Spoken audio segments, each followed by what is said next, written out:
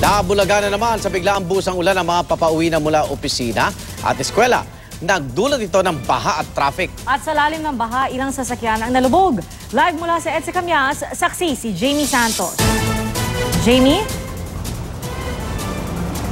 Pia, Igan, sa mga oras na ito ay tumila na ang ulan. Hindi tulad kanina na biglang buhos ang malakas na ulan dahil dulot ng thunderstorm bago mag-alas 7 ng gabi.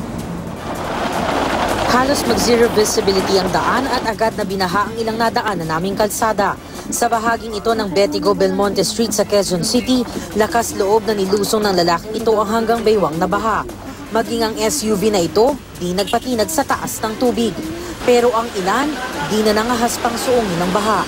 Sa Mother Ignacia Avenue, Quezon City pa rin, biglang taas din ng tubig kaya nalubog ang isang kotse.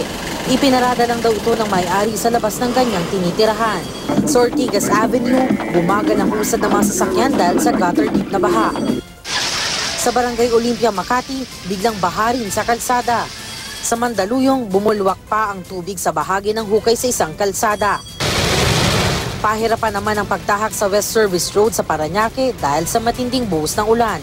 Traffic din pati sa bahagi ng Bikutan kung kailan marami ang pauwi mula sa opisina at eskwelahan. Kaninang maghapon na walang ulan, may mga pagkakataon pa ring mabagal ang daloy ng traffic sa EDSA. Gayunman, makikitang hindi lumalabas ng yellow line ang mga bus. Dagdag sa plano ng PNP Highway Patrol Group na nagmamando ng traffic sa EDSA, ang pag-urong ng ilang U-turn slot lalo sa mga mall sa North Avenue at mga bus stop malapit sa mga flyover.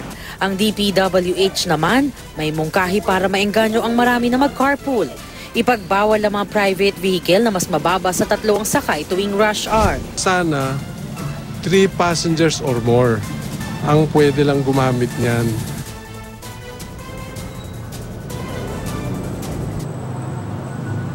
Igan, Pia, matapos ang halos isang oras na pagbuhos ng malakas na ulan, mabilis damang humupa ang mga baha sa mga nasabing lugar. Live mula rito sa Quezon City, ako si Jamie Santos, ang inyong saksi.